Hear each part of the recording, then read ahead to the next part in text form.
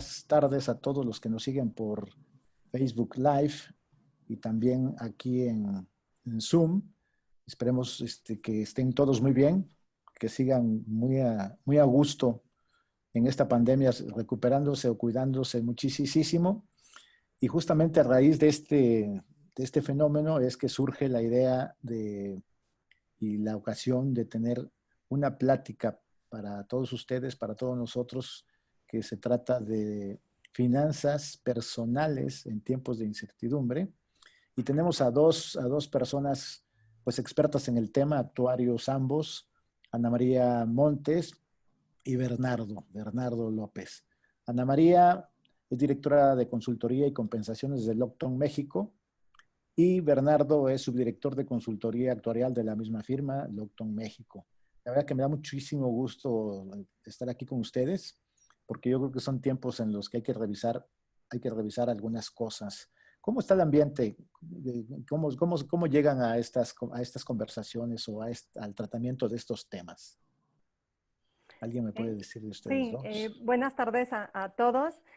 Pues en Locton hemos venido trabajando desde hace mucho tiempo en el tema de bienestar. Ya hace años que lo hemos venido trabajando para complementar el tema de cómo las empresas pueden cuidar mejor a sus colaboradores. Entonces, empezamos en un inicio con el tema del cuidado en temas de bienestar físico, ¿no? Hemos seguido profundizando con temas emocionales y ya veníamos detectando también el tema de que el bienestar financiero también era importante cuidarlo hacia los colaboradores porque venía impactando el tema de la concentración que tienes en tu día a día, tu compromiso para cumplir con los objetivos, etcétera. Entonces, finalmente son temas de interés para todos nuestros clientes, ¿no? Cómo ayudarle a los empleados, a los colaboradores a cuidar mejor sus finanzas para que tengan menos preocupaciones y puedan dar un mejor rendimiento, ¿no? Y aquí en este sentido, de lo que hemos venido profundizando más en el último año y más ahora derivado de la pandemia, es cómo podemos ayudar a los colaboradores en administrar mejor sus recursos, sus ingresos, para poderlo eficientar. En el tema ahorita que nos ha agarrado ahorita la crisis con el tema de la pandemia, pues se ha profundizado, creemos, la necesidad de contar con información que nos pueda ir guiando para hacer ese mejor uso de los ingresos, ¿no? No sé, Bernardo, si tú quisieras complementar algo. Digo, con todos estos temas que está platicando Ana María, digamos que mi parte donde he podido participar en esta situación de cómo poder llegar a la persona, o sea, es decir, no solamente a la empresa, cómo llegar a una empresa y decirle, oye, pues, cómo manejar mejor tus finanzas, hemos tratado de buscar que también a la persona se le pueda dar alguna base con la cual pueda mejorar sus finanzas personales, ¿no? En este sentido, yo me he encargado de hacer durante 15 años la evaluación actuarial del Instituto Mexicano del Seguro Social y del Instituto del ISSSTE. Y en este sentido, bueno, pues hemos visto que existen oportunidades para poder mejorar pensiones y poder llegar a tener recursos que puedan optimizar nuestro patrimonio futuro, ¿no? Entonces hemos tratado de complementar todas estas acciones para tener un mejor desempeño personal, ¿no? Y es lo que estamos tratando de llegarles en este momento. Es que la gente en general, bueno, todos nosotros tenemos problemas por generalizar en el cuidado de no solamente nuestro físico y nuestras emociones, sino evidentemente también la parte del dinero. Creo que nos falta mucha educación, esa educación financiera de la que tanto se habla ahora, ¿no? Sí, es correcto. Y quizás, digamos, ciertos hábitos, ¿no? El adquirir ciertos hábitos que nos puedan ayudar en nuestro día a día. No, pues seguramente que, digamos, todo lo que nos dirán, sigue llegando gente aquí a Facebook Live, vamos a esperar que se junten todavía más, pero están entrando, y entonces es interesante, y obviamente a ustedes que están entrando por Facebook Live, pues cualquier pregunta plantéenla ahí, yo de todas maneras voy siguiendo desde aquí, todo lo que digan, cosas buenas, regulares o malas, pero vamos a verlas desde aquí, que es un gusto, porque este tema es muy importante. Ustedes lo ven como personas y también como agentes de seguros que tienen que asesorar a muchos prospectos, a sus clientes mismos, y obviamente, insisto, en lo personal, entonces vale la pena realmente echarle un ojo al tema. Y qué mejor que escucharlo de una firma, de gente de una firma pues muy, muy profesional. Por cierto, Lockton México, eh, algunos de ustedes cuente un poquito de Lockton México y por qué se mete a estos temas fundamentalmente también. Sí, Lockton México es bueno, Lockton en general es la firma de consultoría en riesgo. Te perdimos, se fue el volumen un Ah, tanto, no sé qué pasó por ahí, ya no te no sé si ahí escucho, ya está no te bien. escuchamos. Todavía no te escuchamos. A ver si quieres, mientras probamos aquí, mientras que nos diga Bernardo algo, mientras vemos qué pasa contigo. Bueno, Sí, a ver, miren, Lockton México nace digamos, de una empresa que es personal, o sea, es una empresa privada, no somos una empresa pública. Y una de nuestras características es que tenemos esta capacidad, ¿no? De podernos mover hacia diferentes mercados, ¿no? No sé, Ana, si tú ya tuvieras la Sí, oportunidad. no sé si ahí me escuchan. ya, sí, sí, sí, Te era yo escuchamos. el problema. Sí, Lockton es la firma de consultoría en riesgos privada más grande a nivel mundial. Entonces, nosotros iniciamos aquí en México con la consultoría actuarial exclusivamente, ¿no? Haciendo evaluaciones de programas de jubilación o algunos otros que involucraban temas de probabilidad, ¿no? Modelos de suficiencia, y ya después fuimos abarcando más áreas de lo que eran los riesgos para poder ir integrando pues todos los riesgos a los que se van enfrentando las empresas y poderles dar una asesoría mucho más integral. Entonces, en Lockton buscamos entre las diferentes áreas ir comulgando, ¿no? En estas soluciones que le ofrecemos a los clientes para poder atacar, como decía yo, de forma más holística, ¿no? Estas inquietudes o nuevas necesidades que van surgiendo en el día a día. En el tema, por ejemplo, de bienestar, pues iniciamos haciéndolo, como mencionaba antes, con temas de salud. Tenemos soporte de doctores que nos apoyan, y entonces hemos venido haciendo esta mezcla entre ese apoyo o esa asesoría de salud física, y ahora le estamos metiendo también el tema de las matemáticas y pues lo que nosotros hemos venido practicando desde hace muchos años y cómo ir mejorando los hábitos, ¿no? Bien, bien, bien. Bueno, pues yo creo que vamos dando la entrada para que desarrollen toda su plática y ya, digamos, preguntas y respuestas, si las hubiera, pues las veremos al final, y si no, posiblemente comentaremos algunas cuestiones. Entonces, adelante, creo que iban a compartir algo. Bien.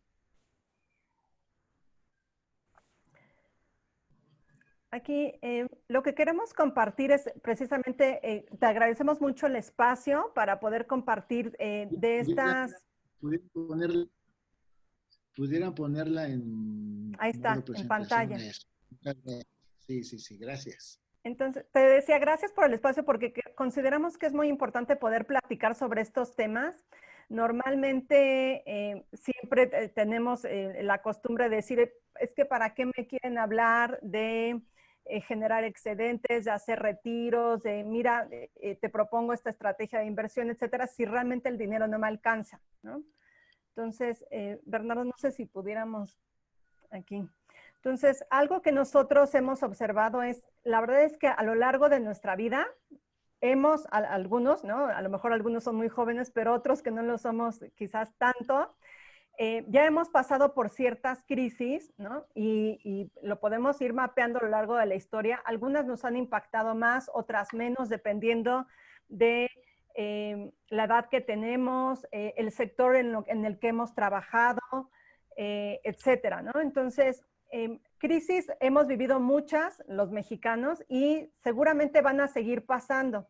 No solo crisis en temas como, por ejemplo, financieras o económicas, como hemos visto en muchas ocasiones, pero también pasamos el sismo en México, que fue el 85, Ahorita estamos pasando por un tema de salud con todo el tema de la pandemia, pero también se pronostican hacia adelante crisis por el calentamiento global, el tema de la falta que pudiera haber más adelante de agua. Y bueno, también nos han dicho en las noticias que pudieran haber más pandemias en un futuro. O sea, esta no va a ser la única, pudiera haber más, ¿no? Entonces, todo esto también se puede conjugar con crisis sociales que se pueden presentar. Y lo que quisiéramos nosotros aquí plantear es que no va a haber un periodo único en el que no pase nada, ¿no? Y entonces ese momento lo podamos destinar, ¿no? A generar excedentes. Entonces, tenemos que empezar a adquirir mejores hábitos, quizás a distinguir oportunidades de cómo podemos hacer un mejor uso de nuestro dinero para poder ir generando, pese a todos los momentos difíciles que podemos encontrar en nuestra vida, ir generando estos excedentes para que en la siguiente crisis que nos toque, que puede ser una personal, familiar o a nivel nacional o mundial, ¿no? Estemos mejor preparados y no nos agarre tan desprotegidos, ¿no? Y caigamos quizás en situaciones mucho más complicadas que si estuviéramos con algún respaldo financiero que nos pudiera ayudar a solventar de mejor manera la situación, ¿no? De aquí, no sé si pudiéramos pasar a la siguiente. ¿La expones tú, Bernie? Sí, claro que sí. Miren, como dice Ana, nuestra intención es que, digamos, que estemos preparados. Realmente lo único que hemos visto con esta situación de crisis, lo único seguro que tenemos es que va a regresar. Va a haber algún momento en el cual vamos a tener que hacer uso de algunos recursos. ¿Por qué? O ya sea porque se nos presente una situación de pérdida de empleo, o porque pues, haya una disminución de ingresos. Entonces, ¿cuál es la situación o digamos, cuál es el consejo que nosotros les damos para empezar a prepararnos ante estas situaciones? Bueno, ante esta situación, nuestra relación con el dinero no solamente es cuestión de generar presupuestos. Normalmente escucho mucho tema de generar presupuestos y esto. Nosotros estamos creando un programa en el cual está diseñado para entendernos principalmente cuál relación tenemos con nuestro dinero. Es decir, nosotros contamos con una personalidad determinada con relación a nuestro gasto e ingreso. Les voy a poner 4 ejemplos. En el primer ejemplo tenemos a aquella persona que es el precavido. Aquí miren, en el eje de las X simplemente estoy ejemplificando cuál es la relación del gasto que tiene una persona con relación a sus ingresos. Me voy a ir al tope, ¿no? Me voy a ir aquí pueden ser 5, pueden ser 50,000, pueden ser 500,000. El hecho que esta persona que gana 50,000, aquí me voy a detener. Bueno, esta persona tiene un nivel de gasto bastante controlado. Es decir, el precavido es aquella persona que controla muy bien sus gastos. Sabe perfectamente en qué está gastando. Pero creen, es tan controlador que le cuesta trabajo buscar maneras de poder allegarse o de invertir sus recursos. Es decir, quiero tanto mi dinero que me lo guardo. ¿Cuál es el riesgo que tiene esta persona? Pues miren, ustedes todos saben que las inversiones que tenemos en los bancos o en dinero líquido, pues usualmente no generan rendimientos arriba de inflación. Entonces, el riesgo principal que puede tener este caso es que ante una inflación, su dinero pierde poder adquisitivo y entonces, pues de nada sirvió ser tan precavido si no tuve una previsión en la situación de qué puede pasar en un momento inflacionario. Tenemos otro caso, la otra personalidad, que es el analítico. Este señor también tiene muy buena idea de sus gastos, tiene mucho control de sus gastos. Pero, ¿qué le pasa? Es tan analítico que piensa demasiado en qué hacer su dinero, dónde meterlo. Este caso, normalmente la personalidad del analítico es, me arrepiento de lo que no hice, ¿no? O sea, me arrepiento, pensé que este era el producto, pensé que este era yo, pero pues la verdad, me ganó y nunca hice nada. Lo mismo, el analítico y el precavido, pues su problema es que pierda su dinero valor en el tiempo. Tenemos otro caso, tenemos otra personalidad, y digo, bueno, aquí vamos a empezar a lo mejor a identificarnos un poquito más, ¿no? El impulsivo, ¿no? aquella persona que es muy impulsiva para invertir, si ustedes le recomiendan un buen producto financiero, a lo mejor él no lo tiene que pensar, ni tampoco va a decir, no, yo no le entro a ese tipo de productos. Él, al momento en que vea una buena oportunidad, la va a tomar. Pero ¿qué pasa? Como puede ser impulsivo para generar rendimientos, también puede ser impulsivo para generar gastos. Es decir, la clásica frase del impulsivo es, ¿y por qué no? Me lo merezco, ¿no? O sea, ando por ahí por las tiendas departamentales, voy viendo los aparadores y, oye, este me gustó, pues ¿por qué no? O sea, para eso trabajo, man. Ahí el tema no es cuidar tus ahorros, ahí es cuidar tu impulsividad ante la situación del gasto. Y tenemos una cuarta opción, tenemos una cuarta personalidad, ¿no? Aquel que es el derrochador. Pues miren, el derrochador usualmente es el alma de la fiesta, ¿no? O sea, normalmente es el, pues vámonos, vamos, yo pago las que siguen, ¿no? O sea, me quedo hasta el final de la fiesta, luego hasta llego a invitar 2 o 3 compas a los demás. Y en realidad tengo un tipo de gasto incontrolable. ¿Cuál es la situación del derrochador? Pues usualmente a él no le podemos hablar de inversiones. Pues ¿por qué? Porque lo que le tenemos que hablar es de la situación de cómo optimizar tu situación crediticia. Usualmente vivimos tan holgados que nos cuesta trabajo llegar al final de la quincena y tenemos que estar haciendo uso de ciertos recursos para poder solventar nuestros gastos, ¿no? En este sentido, nosotros hemos hecho algunos tipos de cuestionarios simplemente para identificarnos con relación a cuál es nuestra propia personalidad, ¿no? Se los voy a mencionar ahorita en este momento simplemente para que, digamos, a lo mejor el público se puede empezar a ubicar en cierta parte de estas personalidades. Pero, por ejemplo, con relación a tu deuda, pues normalmente, ¿cómo eres, no? O sea, si tu tarjeta de crédito la vas a pagar, pues ¿qué eres? ¿Totalero? ¿Pagas toda tu tarjeta? También puede haber la personalidad de decir, ¿sabes qué? Yo no tengo tarjeta de crédito. Yo no me gusta meterme en esto. La tercera opción puede ser, pues a veces pago todo, a veces no pago todo. O sea, me la campechaneo, cuando me alcanza pago todo y cuando no, pues la verdad no lo hago. Y el cuarto es, pues ¿sabes qué? Normalmente pago el mínimo y voy pagando tarjeta como puedo, ¿no? Con relación al presupuesto, o sea, cuando yo recibo mis ingresos, puede ser una personalidad la de sé perfectamente en qué gasto mi quincena. Por ejemplo, también puedo decir, sé perfectamente en qué gasto y además me quedo con el 10% de mi ingreso. Existen las opciones que dicen, no sé en qué gasto mi dinero. Y en la cuarta es, no sé en qué gasto mi dinero y además utilizo mi tarjeta para salir adelante. Con relación a mis inversiones, pues yo puedo tener la personalidad de decir, conocer mis rendimientos perfectamente bien y los tengo diversificados. Puede ser la persona de decir, ¿sabes qué? Yo no quiero guardar mi dinero en un banco. O sea, prefiero guardarlo en un banco. Prefiero tener líquido mi dinero. No confío en inversiones. Puedo yo tener la personalidad de decir, no tengo excedentes para invertir. Y la cuarta es, oye, ¿cómo me hablas de inversión? ¿Cómo me hablas de ahorro? Pues si la verdad ni me alcanza, ¿no? O sea, ¿de dónde quieren que salga? Entonces, por ejemplo, el comportamiento, ¿no? O sea, si tu comportamiento usual es cuando tienes una relación con amigos o familiares en algún restaurante, pues vas, te gusta ir, sin embargo te sales usualmente antes, dejas lo que te paga tu pago de cuenta. Una segunda opción puede ser, ¿sabes qué? A mí no me gusta ir a reuniones, prefiero quedarme en mi casa, prefiero leer un libro. Otra opción es, usualmente me quedo hasta el final de la reunión y pago recursos adicionales. Y en la cuarta puede ser que, pues, digo, me gusta tanto la reunión que me quedo y luego hasta termino pagando la cuenta. Como ustedes ven, pues cada uno puede tener un cierto comportamiento, ¿no? Si ustedes contestan más unos, pues pueden ser más analíticos. Si contestan más dos, pueden ser más precavidos.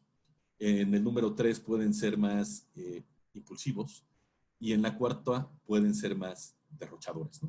Entonces, lo que decimos nosotros es, no todas las personas, nuestra falta de ahorro, en realidad es porque tenemos ciertos síntomas y estos síntomas no va a ser la misma medicina que vamos a requerir para cada caso, ¿no? ¿De acuerdo? En este sentido, miren, tuvimos la oportunidad de acudir a una plática a la Amafore Y fíjense que lo que preguntaban en la Amafore eran se hizo una encuesta. Digo, esto se me quedó a mí, o sea, no es exactamente lo que decía la Amafore, pero fíjense que encaja muy bien con las situaciones de las personalidades, ¿no? La Amafore le preguntaba a las personas por qué no ahorraban, o sea, cuál era el sentido por el cual no ahorraban. Y las cuatro respuestas más importantes fueron: 1, porque no me alcanza; 2, no ahorro porque no vislumbro una necesidad de ahorro. Aunque ustedes no lo crean, el 70% de las mujeres mencionaba que viviría de lo que, al momento de su retiro, vivirá de lo que le den sus hijos. Y no crean que los hombres pensamos diferente, ¿no? O sea, el 60% de los hombres pensamos igual. O sea, estamos pensando que nuestros hijos nos van a mantener en nuestro retiro. La tercera opción es: ahorrar no luce. De verdad, o sea, prefiero comprarme mi reloj, prefiero comprarme un buen carro, prefiero comprarme mis lentes de supermoda, a empezar a ahorrar, ¿no? O sea, el gasto es más importante que el ahorro. Y la cuarta respuesta es: tengo desconfianza en las instituciones financieras. ¿De acuerdo? Pues con estas situaciones, lo que hicimos y tratamos de ver es, ¿realmente es cierto? O sea, estas situaciones por las cuales no ahorramos como mexicanos son verdaderas. Y miren, yo no sé el comportamiento personal que tenga cada quien con relación a sus gastos, pero ¿están ustedes de acuerdo que si yo le quito semillitas a mi gasto, pues estas semillitas las puedo sembrar y empezar a generar florecitas, ¿no? O sea, para ahorrar a una de dos: o le quito a mi ingreso o le recorto a mi gasto, ¿no? Entonces, en este sentido, lo que buscamos fue buscar y dar herramientas para tratar de bajar tu gasto, ¿no? Y si bien no lo puedo hacer de manera personal, se los platico cómo gastamos los mexicanos de manera general. Esto que les estoy presentando es la Encuesta Nacional de Ingresos y Gastos, es por INEGI, y más o menos los porcentajes de gasto que tenemos en general son 35% en alimentos, bebidas y tabaco, el 4% en vestido y calzado, el 9% en vivienda, servicios, conservación eléctrica y combustibles, el 6% nos gastamos en artículos de servicios para limpieza, cuidados de la casa, en seres domésticos. Fíjense, el 3% lo destinamos a cuidados para la salud. Entonces, esta que sigue a mí me llamó mucho la atención. En transporte, adquisición y mantenimiento y accesorios para vehículos, y además celulares, es el segundo rubro de gasto que tenemos los mexicanos. Nos echamos el 20% de nuestros ingresos en estos conceptos. O sea, actualmente es, creo que, más importante tener un mejor celular que pensar en nuestro futuro. El 12% que destinamos a los gastos están en servicios de educación, artículos educativos. Digo, ojalá todo quedara ahí, ¿no? También incluye artículos de esparcimiento y otros gastos de esparcimiento. Es decir, aquí incluyen conciertos, incluyen cines, incluyen gimnasios, incluyen deportivos. O sea, es decir, nos estamos gastando el 12% de nuestros ingresos en una situación, digamos, lúdica, ¿no? 7% en cuidados personales, accesorios y efectos personales. Digo, yo últimamente me estoy gastando más de ese 7% porque necesito más gel, que ya no me agarra el greñero por no ir al peluquero. Y 3% en transferencias de gasto. Bueno, lo que yo voy es, básicamente es, si yo los convenzo de que pueden reducir su gasto en un 10%, pues ustedes dirían, trataría de cambiar este concepto, ¿no? Fíjense, en gastos en alimentos y bebidas fuera del hogar, o sea, es decir, en restaurantes, dominos, cantinitas, ¿no? Bueno, los que nos echamos en esta situación, nos gastamos el 8%. En bebidas alcohólicas y no alcohólicas dentro del hogar nos gastamos otro 2.3%. Yo no digo que dejemos todo esto, o sea, es importantísimo tener esparcimiento, pero a lo mejor si le recortamos un poquito aquí, y otro poquito allá, y otro poquito en celulares, otro poquito en conciertos, un poquito en el transporte, pudiéramos llegar a esa meta del 10%. Entonces, esto de porque no me alcanza, o sea, si no ahorro es porque no me alcanza, pues de verdad creo que pudiera variarse un poquito, ¿no? Creo que pudiéramos tener de dónde, ¿no? Básicamente. ¿De acuerdo? Ana, no sé si tú quieras comentar algo, o si quieras comentar esta lámina. ¿Tienes el mute, Ana?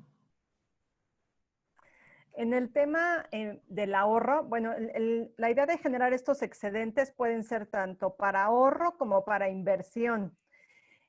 Hablando por el lado del ahorro, hoy es un tema por el hecho, como comentaba Bernardo, de esta encuesta que hizo Amafore, tenemos muy poca cultura, nosotros los mexicanos, para separar una parte de nuestro ingreso y poderla destinar a inversiones o ahorro. Entonces, algo que estamos viendo es, no estamos, a pesar de que en los medios se ha venido comentando en los últimos años que el tema de las pensiones que otorga el Seguro Social no van a ser suficientes para todas las generaciones que empezamos a cotizar a partir de julio del 97, pues lo queremos mostrar en esta lámina porque hemos dejado pasar muchos años, ¿no?, sin realmente desarrollar esta cultura, ¿no?, de generar estos extras en nuestro día a día para poderlo invertir o ahorrar en algún instrumento financiero o incluso de bienes inmuebles, etcétera. Entonces, por ejemplo, lo que vemos es, estamos acostumbrados hoy en día a ver que los que se están pensionando hoy en día ante el Seguro Social son los que empezaron a cotizar antes de julio del 97. Entonces, todas las pensiones que actualmente otorga por jubilación el Seguro Social están bajo las reglas de lo que se conoce como Ley del 73. Y todos los que participaron y cotizaron, aunque fuera un día, el 30 de junio de 1997, tienen derecho a escoger estos beneficios que otorga la Ley del 73.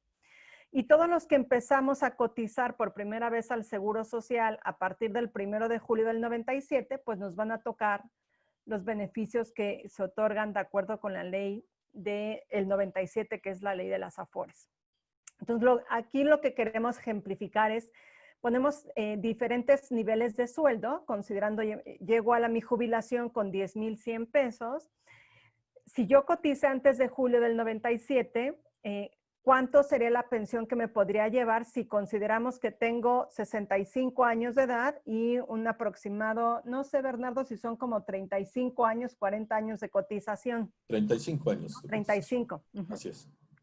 Entonces, si yo llego al Seguro Social a los 65 con 35 años cotizados ante el Seguro Social y tengo un sueldo de 10,100 pesos, bajo la ley del 73 me tocaría aproximadamente una pensión de 8,500 pesos. Sin embargo, si, oye, no cotizó el 30 de junio del 97, sino el 1 de julio del 1997, o sea, ya coticé bajo el nuevo esquema en las Afores, pues la pensión a la que yo tendría derecho serían 3,107 pesos, ¿no?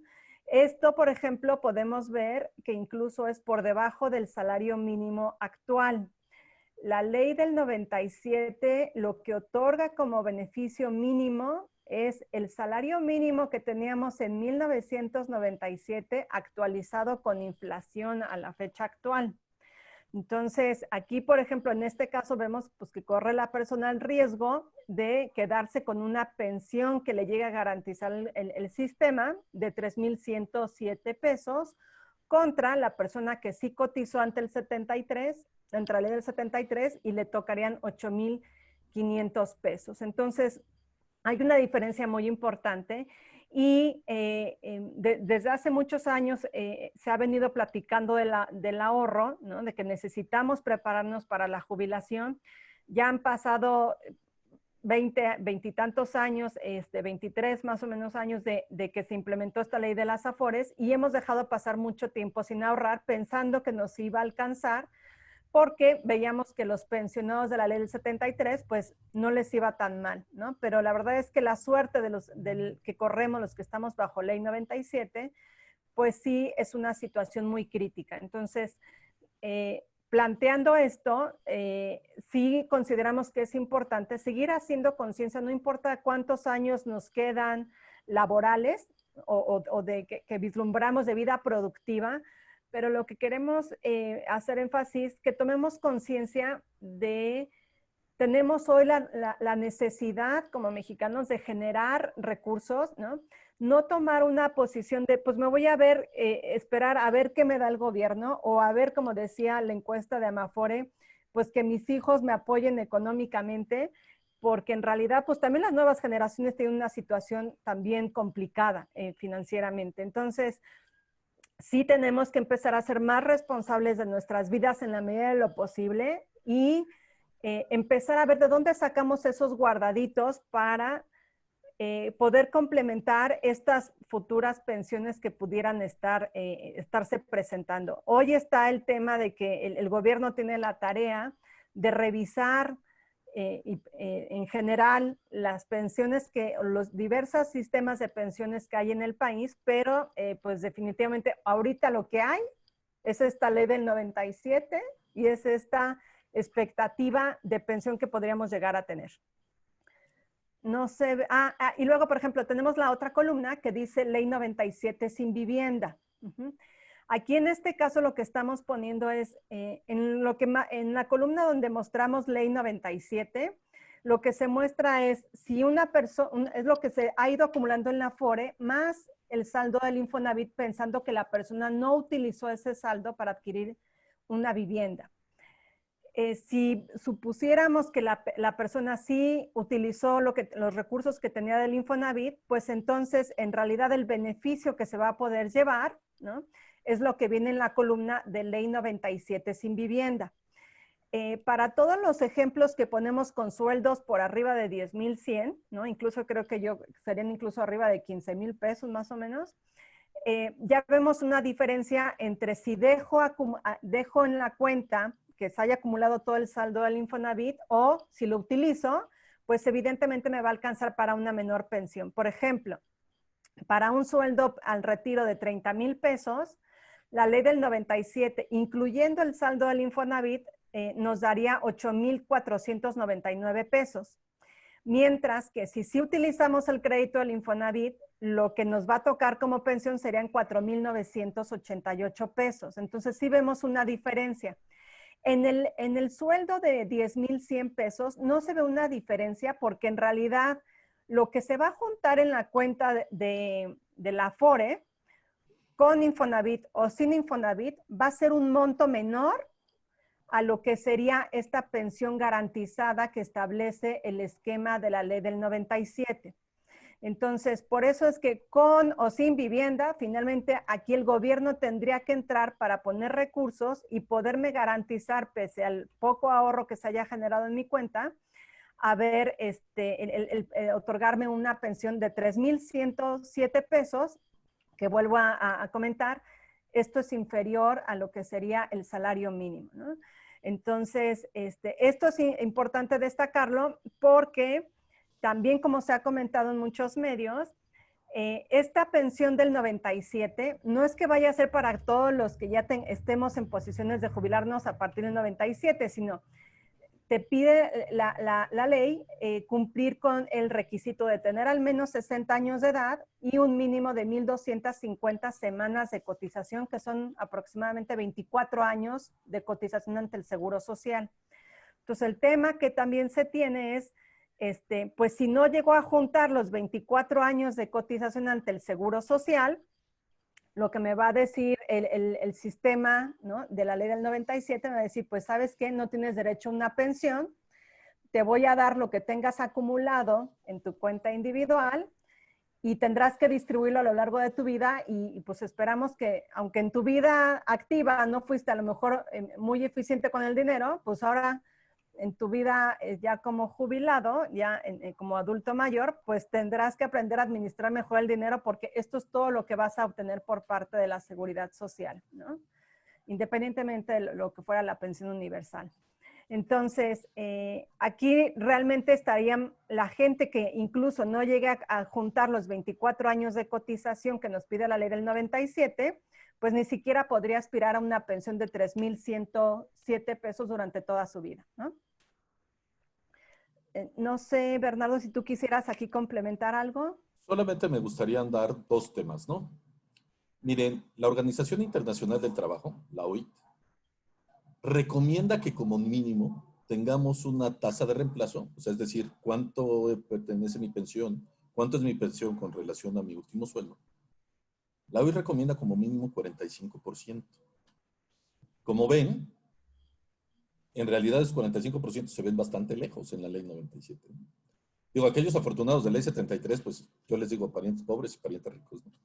O sea, solamente por un día de diferencia, ¿no? Entre un día de cotización y otro. Lo que les quiero decir, y nuestro mensaje es importante, es tenemos una necesidad imperante de ahorro. O sea, es imperante. Porque, digo, si bien son pocas, pero también quiero que tomen conciencia que en la Afore aportamos el 6.5 y 5% al Infonavit, pero de nuestro bolso solamente sale el 1.125%. O sea, nos quejamos de que vamos a tener necesidades en el futuro, pero tampoco estamos haciendo nada en el presente, ¿no? Ujú. Entonces, nuestra recomendación es 1.125% de tu sueldo, pues te quedas corto, ¿no? Entonces, digamos, para aquellos, digamos, analíticos que decimos, pues, ¿para qué ahorrar si no tengo ninguna necesidad? Señores, aquí está la muestra de que tenemos una necesidad de ahorro. ¿De acuerdo? Nos vamos a la siguiente. Sí. Si quieres aquí, me voy a permitir yo a decirles, es que como de repente uno es así, pues como que le sale mejor la explicación, ¿no? Miren, para aquellas personas que nos gusta, digamos, comprar algo un poquito lucidor. Yo la verdad mi esposa me dice, eres un lucidorzazo, ¿no? Miren, simplemente les estoy poniendo aquí un ejemplo de un carro, digamos, el más comercial que existía hasta el año pasado. Digo, estos precios no están ni siquiera actualizados, son los del año pasado. La versión de lujo y la versión estándar del mismo auto, una costaba 320,000 y la otra costaba 240,000 pesos. Si ustedes van a la agencia, pues evidentemente la persona que les está vendiendo les va a decir, oye, mira, pues cómprate el caro, pues mira, te ves hasta mejor, ¿no? Te ves como que guapetón, ¿no? Pues el aire acondicionado es necesario. Imagínate, pues cómo vas a andar sin 10 bocinas en el auto, ¿no? ¿Qué te va a pasar si el carro no se oye ti, ti, ti, ti, cuando se te acerca otro carro, ¿no? Entonces todas estas cosas pues se nos empiezan a meter en la mente. Y entonces pues nosotros queremos la versión más cara, ¿no? Pero ¿qué pasa con un crédito? O sea, el crédito, digamos, hicimos un cálculo, ¿cuál sería el crédito por los 320,000 pesos a 3 años? Tú tendrías que pagar 12,500 pesos. Si tú compras el de 240,000, tu pago sería de 9,400 pesos. Y evidentemente nadie dice que sea malo, o sea, qué bueno que busquemos y que aspiremos a más, ¿no? Pero si esto nos representa un diferencial de 3,100 pesos mensuales, estábamos buscando una opción de 10% de ahorro. Aquí les estamos dando algunos elementos, como yo les decía, ¿no? Buscar dónde podemos sacar semillitas para empezar a generar un ahorro hacia el futuro. El hecho de dejar de ser un poquito lucidor y a lo mejor irme a la versión media pudiera ayudarme a obtener mejores recursos en el largo plazo. Entonces, su recomendación, analicen antes de comprar lo más lucidor si en realidad vale la pena perderme mi posibilidad de tener tranquilidad y claridad financiera en el mediano o largo plazo. ¿De acuerdo? Aquí Bernardo, nada más. De acuerdo. Para comentar, el tema no es que dejemos de gastar, ¿no? Sino que veamos hasta dónde podemos gastar y que nos cubran las necesidades, ¿no? Y al analizar bien el gasto, realmente para qué lo necesitamos, nos permite esta diferencia que vemos aquí en el ejemplo de entre los 12,000, que sería el pago mensual del auto que queremos, y los 9,000, ¿no? Es donde podemos ir sacando cachitos de excedentes de nuestros ingresos para poder generar inversiones o ahorro. Exacto, estamos tratando de optimizar tanto gastos y optimizar nuestro ingreso. Con relación a las tarjetas de crédito, no sé, Ana, si tú quieres platicar. Sí, aquí algo que es importante es que muchas veces como personas no nos damos el tiempo o no sabemos dónde podemos buscar información que nos digan, bueno, si estoy buscando quién me pueda dar un crédito, ¿cómo puedo yo saber cuál es la institución la institución que me ofrece las mejores condiciones o cómo puedo compararlo? hay encuestas donde nos dicen que a veces pues recurrimos al amigo, al compadre, al vecino y a ver, tú platícame, y entonces solemos guiarnos a veces mucho por la opinión que tenemos de otras personas y a veces no realmente leemos bien y hacemos un análisis de comparar pues cuáles son las condiciones que me da un crédito con una institución financiera y cuáles son las condiciones que me da otro. En ocasiones es porque no entendemos los términos y no podemos ver las diferencias, ¿no? Y entonces ahí la recomendación sí es precisamente contar con un mejor entendimiento de cómo funcionan las tarjetas o el crédito, ¿no? Para que pudiéramos hacer un comparativo y ver, bueno, cuál es el crédito que más me conviene con base en lo que estoy buscando adquirir, ¿no? Entonces, aquí, por ejemplo, se pone, si una institución me da una tasa de interés del 13.5, ¿no? Vamos a asumir el mismo plazo, y otra institución me da una tasa de interés del 9, asumiendo el mismo plazo, es un crédito hipotecario, ¿no? Obviamente en la que tengo una tasa de interés más alta, pues me va a hacer pagar un monto mensual de 13,819. Mientras que fui precavido, analítico, ¿no? Pero sin dejar que se me pasara el tiempo y pude evaluar distintas alternativas y encontré una institución que me daba un crédito a una tasa de interés del 9 por el mismo plazo del crédito hipotecario, pues veo aquí que entonces lo que me estaría llevando sería ahorrarme más o menos 3,100 pesos porque el pago mensual sería de 10,743 y no de 13,819, ¿no? Algo que tenemos que tomar en cuenta cuando vamos a una institución financiera es, además del pago que tengo que hacer por el capital que me prestaron, el banco me va a cobrar el seguro, un seguro de vida por si llego a fallecer, pues que no se quede la deuda sin pagar, ¿no? Va a haber un cobro de intereses que en los primeros años va a ser muy alto. Lo que abonamos en los primeros años con nuestro pago es un interés muy alto y ya después el abono a capital va creciendo, pero ya mucho más hacia los últimos años, ¿no? Entonces, tenemos que estar conscientes que mientras más amplio es el plazo que pidamos del crédito, mucho más vamos a pagar de intereses. Entonces, aquí vemos, por ejemplo, en este ejemplo, el monto que se pagan de intereses cuando la tasa es del 13.5 son de 11,250, mientras que el pago de la deuda, que se le conoce como el pago a capital, son de 823. Si yo consiguiera con otra institución que me dieran el crédito una tasa del 9%, los intereses en lugar de que fueran de 11,000 serían de 7,500 y lo que estaría pagando para disminuir esa deuda con el banco serían 1,497 en lugar de que nada más fueran mensuales 823. Entonces, ¿qué sucede aquí? Incluso cuando vamos, por ejemplo, hay muchos créditos, luego se escucha créditos que sacamos con el apoyo de Infonavit. Esos apoyos de Infonavit nos ayudan porque a lo mejor nos piden menos condiciones que un banco tradicional, pero sí hay muchas ocasiones en las que podemos encontrar mejores tasas de interés con los bancos comerciales, ¿no? Y vale la pena que lo analicemos y no nada más nos casemos con una sola alternativa.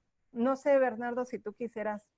Solamente para complementar, aquel caso de que es el precavido, aquel que no me gusta tener tarjeta de crédito, aquel que no me gusta tener relación con las instituciones bancarias, nuestro consejo, miren, estas tasas de intereses se las puede dar el mismo banco, ¿eh? O sea, existen instituciones bancarias que dentro de sus gamas de hipotecas pueden ofrecer este diferencial de tasas. ¿Pero qué se cree? Pues digo, si a ti no te conoce el banco, pues si tú no eres un cliente asiduo que conoce que tú pagas bien, que tu tarjeta de crédito está bien pagada, pues a un cliente que yo no conozco, pues evidentemente trataré de darle una tasa mayor. ¿Por qué? Porque tengo un riesgo mayor de pago. Sin embargo, si yo te conozco que eres súper pagador, que tienes un historial crediticio intachable, entonces a lo mejor tenderías a tener una tasa menor. Entonces simplemente aquellas personas que son demasiado precavidas, ojo, no necesariamente todo lo podemos pagar con nuestros ahorros. O sea, siempre hay, exacto, o sea, siempre va a haber a lo mejor algún bien en el cual tengamos que recurrir al crédito. Entonces, simplemente como un consejo adicional es, aprovechemos de manera óptima las instituciones financieras y no les tengamos miedo, ¿no? Porque cuando las necesitamos, entonces a lo mejor vamos a tender más a estar en estos números, o sea, en los 13,5, que en los 9%, ¿no? O sea, eso nos puede costar en el largo plazo y pudiera empezar a generar disminución de patrimonio, ¿de acuerdo? Otro punto que yo traigo también. Cuando tenemos tarjetas de crédito, es importante siempre, digo, si ya tenemos el saldo ahí en la tarjeta. Me voy a pasar a la siguiente, que ya son tarjetas, Ana, ¿te parece bien? Ok. Ajá. Es importante buscar pagar siempre al menos el mínimo. Lo deseable es poder pagar el total. Pero vamos a suponer si ya no tuve la disciplina y se me juntaron las tarjetas, ¿no? Y tengo que decidir qué pagar, busquemos no dejar de pagar los mínimos, porque eso obviamente va perjudicando nuestro historial crediticio y como decía Bernardo, si después quiero ir a buscar una tasa para un crédito hipotecario, pues van a revisar mi historial crediticio y no me van a querer dar la tasa del 9, sino la del 13, ¿no? De acuerdo. Nada más digamos, para ahondar y para cerrar este tema, pues miren, las tarjetas de crédito, el diferencial de tasas de interés que hay. Lo mismo, o sea, si ustedes quieren saber cuál tarjeta les conviene, porque, digo, hay varias situaciones, ¿no? El CAT mide la anualidad, mide, digamos, los pagos adicionales que pudieran cobrarnos, pero nada más para ponerles un ejemplo, ¿no? Alguna de estas tiendas departamentales que son, digamos, yo les llamo de lujo, no sé, cobran un CAT aproximado del 63%. Las empresas de pagos chiquitos, sus tarjetas de crédito andan cobrando tasas de interés del 88%. En cambio, hay instituciones bancarias, o sea, las tarjetas clásicas, que nos cobran una tasa de interés del 18%. Asumamos que en algún día se nos olvida pagar 20,000 pesos de crédito que tengamos, ¿no? En la tienda departamental tendríamos que pagar cerca de 1,500 pesos de intereses, mientras en la institución bancaria solamente pagamos 300 pesos. Entonces, ojo, son todas estas cuestiones importantes que nos pueden estar dejando piedritas en el camino, ¿no? O sea, estamos perdiendo oportunidades si no hacemos este tipo de análisis. ¿Les parece bien? De acuerdo. Me voy al siguiente.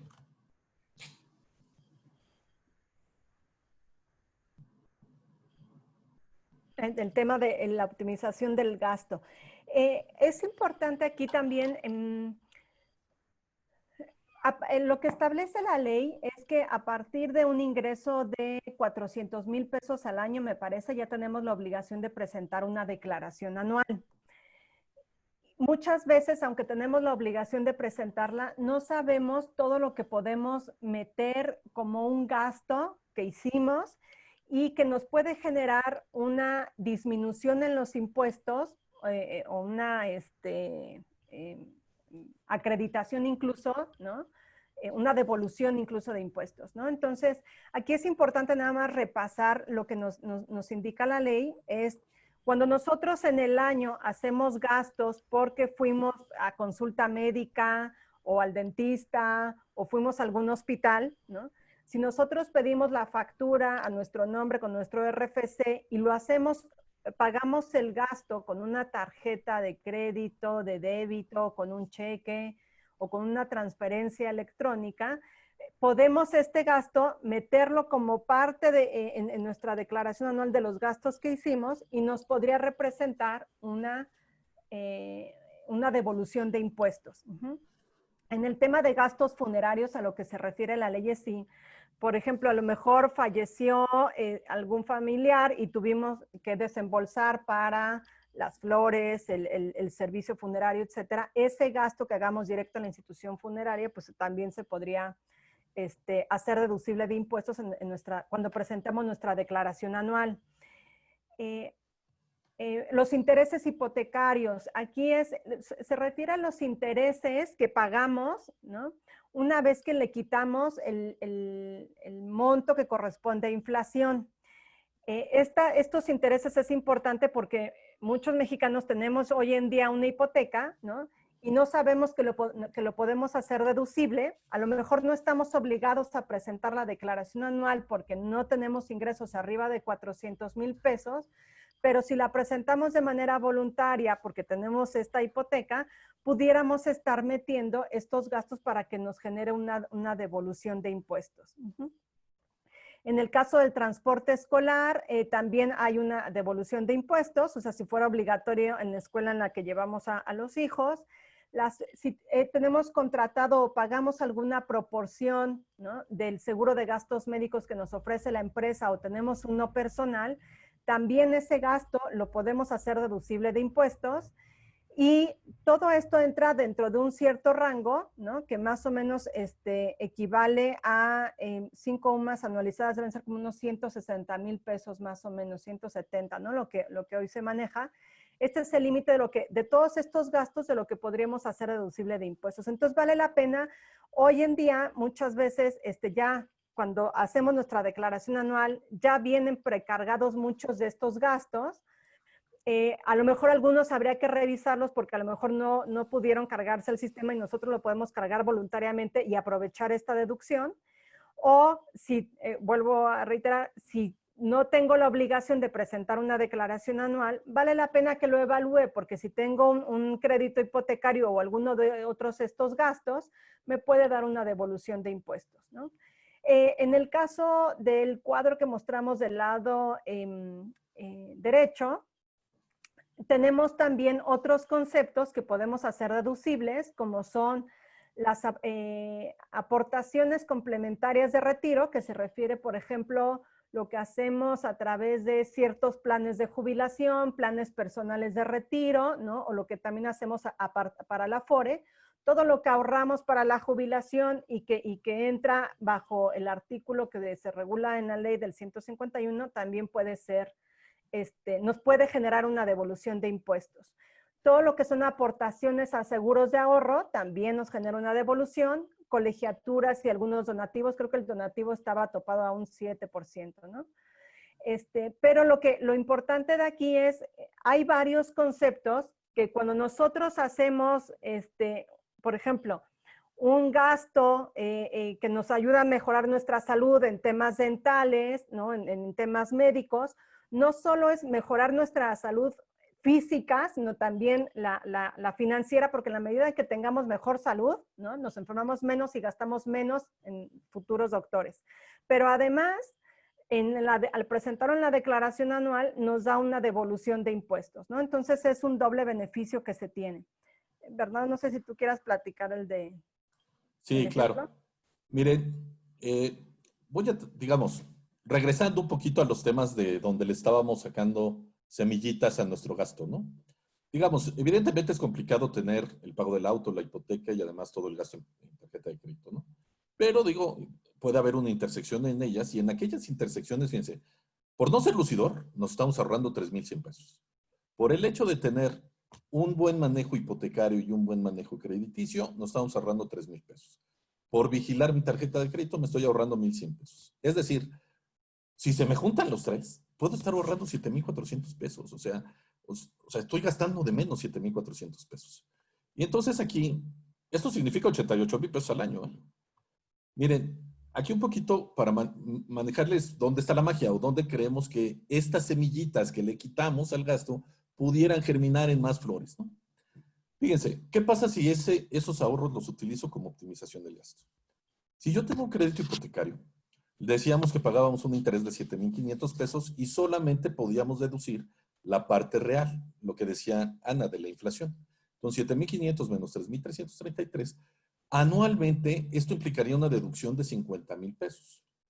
Si yo ahorro bajo el artículo 151 que hablaba Ana, que les estábamos mencionando aquí en la parte derecha, puedo ahorrar hasta otros 158,000 pesos y aparte hacerlos deducibles de impuestos. O sea, es decir, estoy ahorrando una parte y las voy a deducir de mi declaración anual, ¿no? Entonces, junto a estos dos, tengo una deducción de 74,000 pesos. Fíjense la magia, aquí viene. Si una persona gana 35,000 pesos, digamos que le pagan 14 mensualidades, considerando aguinaldo y a lo mejor reparto de utilidades, esta persona gana 490,000 pesos. Si esta persona deduce esta cantidad, si no deduce, perdóneme, su impuesto debe de andar en el orden de 95,000 pesos. Es decir, se mete a la bolsa realmente 395,000 pesos. Si esta persona aprovecha la ventaja fiscal, entonces tendría una deducción de 76,000 pesos, perdóneme, de los 74,000 pesos, y la base fiscal bajaría a 76,000 pesos. O sea, es decir, tendría 414,000 pesos ya en la bolsa. Es un diferencial de 20,000 pesos anuales. Ustedes me dirán, no es mucho, pero la verdad es que lo que estamos buscando es dónde sí. O sea, buscar cómo sí y empezar a buscar todas las oportunidades que tengamos. Miren, esto que está aquí, a mí me gusta mencionarlo así, o sea, digamos, es un poquito romanticona la situación, pero es, apunta a las estrellas y a lo mejor llegas a la luna, ¿no? O sea, a lo mejor no llegas hasta las estrellas, pero puedes llegar a la luna.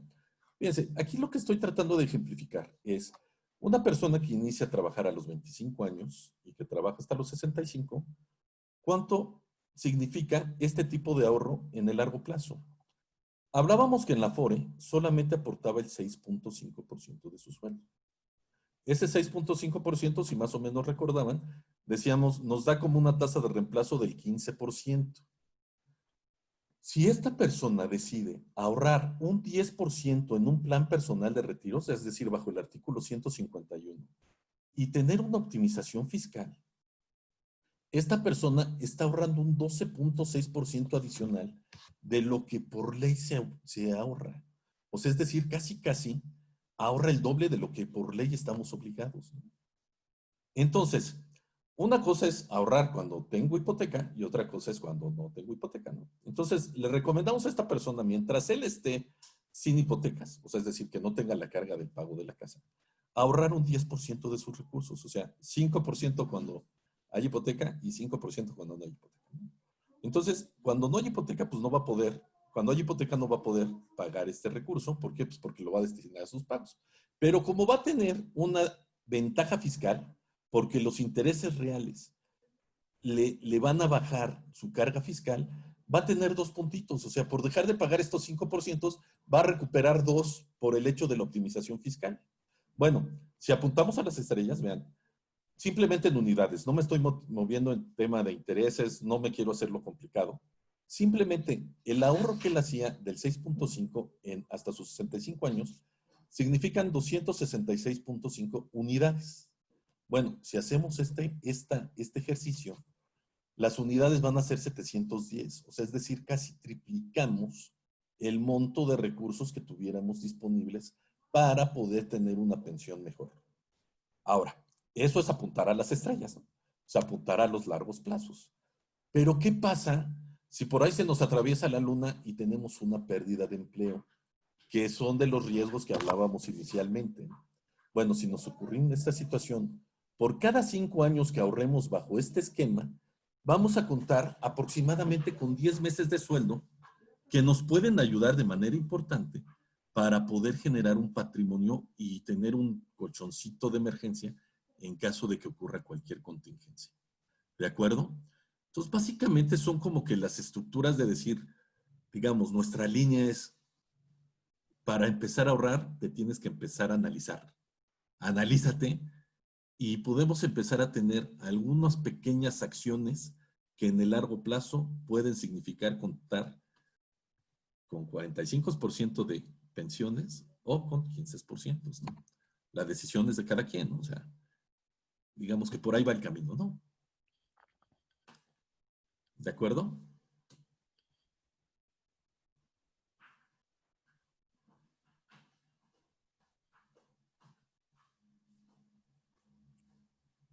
¿Vas a pasar a la otra lámina, Bernardo? No, básicamente estas son todas las láminas que tenemos.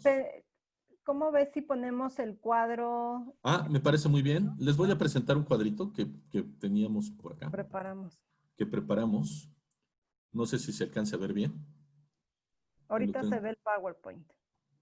Perdonen. Tengo que dejar de presentar y vuelvo a presentar. Perfecto, sí. Perdonen, sí. No, adelante, pues así. Es lo que procede, es que adelante. Bien. Un poco más grande. Ahí está. Ahí está. Me paso. Pero a ver, déjenme ver. Aquí. Ahí estamos, ¿no? ¿Les parece bien así? No sé si sea perceptible. ¿Sí? Sí, adelante. Ok, Ana, no sé si tú quieres empezar. Sí, aquí algo cuando a veces nos preguntan, oye, ¿qué debo de hacer? ¿Qué consejos me recomiendas? ¿O en dónde puedo invertir? Siempre tenemos que tener presente que no todos estamos en la misma situación, no todos tenemos el mismo perfil de cómo reaccionamos ante el dinero emocionalmente o si tenemos el mismo acceso a ciertos instrumentos para invertir o ahorrar, ni tampoco por lo mismo va a ser la misma solución que le aplique a todo mundo. Entonces, aquí lo que buscamos fue hacer una segmentación de acuerdo a las personalidades que habíamos mostrado en el cuadro anterior, ¿no? Y proponer algo, como desglosar cuál es la situación a lo mejor particular que se podría optimizar, cuál sería la acción sugerida, ¿no? Para que le dé esa solución, ¿no? O al menos una recomendación para que la pueda considerar. Entonces, en el primer caso, ¿no? Cuando hablamos del precavido, que es esta persona que casi no gasta, ¿no? Y le cuesta mucho trabajo soltar el dinero, ¿no? La situación es esta, no invierto, quiero pagar todo con tarjeta de crédito, con efectivo y no utilizar tarjeta de crédito. Y entonces, la consecuencia que vemos que puede tener esta persona es uno, que por tener el dinero y no soltarlo, no busca otras formas donde puede invertir el dinero, ¿no? Algunos con un poco más de riesgo, etcétera, pero dentro de algo razonable y que le permita hacer crecer su dinero, ¿no? En el tiempo. Y la otra es el poder adquirir una tarjeta, ¿no? Que le permita tener un cierto historial donde se plasme que pues, realmente es una persona que siempre paga, ¿no? En el tema de las acciones que se le sugieren es evalúa. Hoy en día hay muchos instrumentos financieros, ¿no? Y de inversión que hay en el mercado y la idea es evaluar instrumentos de inversión para no tener mi dinero en el banco y también buscar una tarjeta. Hay muchísimas características de tarjeta y a lo mejor empezar una con un crédito limitado, ¿no? Con las condiciones muy limitadas, pero que me permita ir haciendo gastos pequeños que sé que voy a ir pagando, pero para que se vaya generando ese historial crediticio. Y si en algún momento dado yo necesito pedir algún crédito, pues que sepan que soy una persona de fiar que siempre paga lo que debe, ¿no? Entonces, aquí la solución es precisamente el buscar información o incluso se vale, ¿no? Pedir asesoría. Hoy en día hay muchos asesores financieros que te permiten, que te dan una buena perspectiva de los productos que hay e incluso en las mismas páginas de las empresas, sus sitios web, ellos, hay mucha información desglosada de cómo funciona el producto, qué características tiene. Y la recomendación sí es, empecemos a probar aunque sea con montos pequeños, ¿no? Para ir animándonos a, a generar un historial crediticio positivo y ir conociendo, ir viendo oportunidades de inversión que pudiéramos estar dejando pasar, ¿no? En el tema del analítico, aquí es una persona que igual sí investiga más, analiza, pero a veces se le llega a pasar el tiempo, ¿no? Y deja de hacer las cosas. Entonces, aquí también la recomendación es no buscar un solo instrumento de inversión. Creo que aquí la sugerencia sería, me sugirieron hacer esta inversión, tengo dudas, bueno, ¿por qué no empiezas con un monto pequeño, pero no te quedes nada más con un solo tipo de inversión, ya que te animaste, a diferencia del precavido? El precavido sí es, vamos bien pianito, vamos aunque sea de uno en uno. En el caso del analítico ya sería, ya que tienes un tipo de inversión, empieza a voltear a ver otras para que lo puedas diversificar y no tener todos tus huevos en la misma canasta.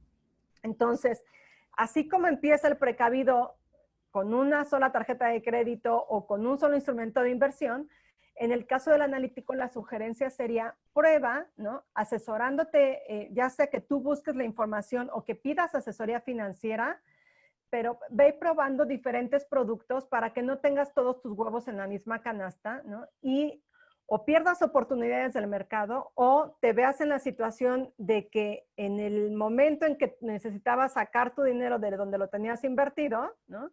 Sea una situación crítica y a lo mejor no sea lo más conveniente, ¿no? Bernardo, no sé si tú quieras. Sí, si quieren, digo, es que como les comentaba a mí, me queda mejor platicar de estos temas, pues, del impulsivo y del derrochador, porque, digamos, personalmente me siento muy metido e identificado. Fíjense, yo no sé si a ustedes les pase, pero bueno, termina la quincena y yo no sé a dónde se me fue mi dinero, ¿no? Pero también la clásica es cuando me llega mi quincena, pues nada más estoy buscándole y ideándole dónde me voy a ir a gastar la lana. De hecho, hasta cuando ando deprimido, pues a lo mejor comprarme alguna situación me ayuda a levantar el ánimo, ¿no? O sea, estas son nuestras situaciones. ¿Qué implicaciones podemos tener? Pues la verdad que va a ser muy fácil perder el control y la relación entre gastos e ingresos, ¿no? ¿Esto a qué nos puede llevar? A caer en crédito adicional, a no poder tener un círculo virtuoso para el ahorro y empezar a generar círculos viciosos para pagar créditos, ¿no? ¿Cuál es la acción que podemos recomendar? Pues fíjense que la básica es, dejemos la tarjeta de crédito en casa. O sea, solamente vivamos con un presupuesto muy, muy limitado para empezar a solventar créditos, o sea, para empezar a quitarnos aquellos créditos que estén de más. Y también, en determinado momento que también nos conviene mucho para empezar a generar patrimonio y ahorro, fíjense, existen actualmente muchas acciones o muchas situaciones de posibilidades de inversión, las cuales las podemos empezar a domiciliar. O sea, es decir, hagan más chicos su posibilidad de gasto. Quitémonos al impulsivo la posibilidad de que se gaste más de lo posible. Entonces, si ustedes empiezan a ahorrar un poquito más y empiezan, digamos, cuando cae la quincena, ya ahorré, entonces ahora sí, todo para el rey, ¿no? O sea, empecemos a tener este tipo de actitudes que nos pueden ayudar a generar patrimonio en el largo plazo. ¿De acuerdo? Ahora, para el derrochador, o sea, el derrochador sí tenemos otro problema, ¿no? O sea, en realidad nos gusta el festejo y la verdad que lo que tenemos es que gastamos de más. O sea, aquí sí ni la pensamos, ¿no? O sea, usualmente ya estamos metidos en un problema. Nuestro nivel de endeudamiento puede ser, seguramente va a ser bastante alto. A lo mejor representa más de 2 o 3 meses de nuestro sueldo. Entonces, lo que nosotros requerimos para esta acción, la acción que te recomendamos es, empecemos a reestructurar créditos. Empecemos a buscar cuáles son los créditos, las instituciones que nos pueden a ayudar a empezar a reestructurar el crédito y a lo mejor pateamos el balón a más adelante. O sea, es decir, empezamos a generar nuestros créditos de corto, los empezamos a financiar a largo plazo y a buscar tasas de interés muchísimo más cómodas. Como ustedes pueden ver, digamos, las situaciones son las enfermedades. Las implicaciones es hacia dónde nos pueden llevar estas enfermedades. Las acciones es qué tenemos que hacer. Y la solución, pues, es ir con el doctor y a ver qué nos recomienda. Cada uno podemos estar metidos en una situación diferente y cada uno pudiéramos tener una mejor forma de relacionarnos con nuestros ingresos y gastos, ¿no? Nosotros ahorita quisimos darles una posible solución con base al ahorro a través del plan personal de retiro, o sea, es decir, apuntando a las estrellas, pensando que es para el retiro, pero si se nos presenta algo en medio, tendríamos los recursos necesarios para poder eh, tener calma y poder tener tranquilidad que tanto nos hace falta en estas épocas de crisis. ¿De acuerdo? Listo. Pues básicamente es lo que teníamos que comentarles. Qué interesantes cosas las que compartieron. Ahora buscar esas semillas y primero a clasificarse, yo creo que son muy interesantes los cuadros. Y si queremos empezar, 3 ideas para comenzar, ¿por dónde tendríamos que comenzar? Son muchas las cosas que hay que hacer, pero ¿cuáles serían las 3 en las que yo tendría que pensar? Yo personalmente digo, y ahorita Ana, si tú gustas, puedes, mire, ubicarme en estos cuadrantes, para mi gusto es importantísimo. El hecho de saber si puedo contar con mi tarjeta de crédito y si la puedo cargar o si no, creo que es muy importante. el hecho de poder decidir si voy a invertir o si tengo recursos en algún lado, es algo importante. O sea, yo lo veo así como que dos líneas, ¿no? El medicamento para este no es el mismo medicamento que para estos, ¿no? Pero lo importante es cada quien se debe de ubicar en estos cuadrantes y ya pudiéramos platicar entonces, ahora sí, oiga doctor, pues me duele la impulsividad, ¿no? O me duele el derrochamiento, ¿no? Entonces, pues ya pudiéramos empezar a generar ahí ese tipo digamos, de tratamiento. No sé tú, Ana, ¿cómo la ves? Sí, coincido contigo. Primero es tener conciencia y ser honestos con nosotros mismos de cuál es nuestra relación con el dinero. Eso sería el primer punto. Creo que el segundo es identificar cuáles son nuestros ingresos y dónde es donde estamos gastando, que es la base de cualquier presupuesto, ¿no?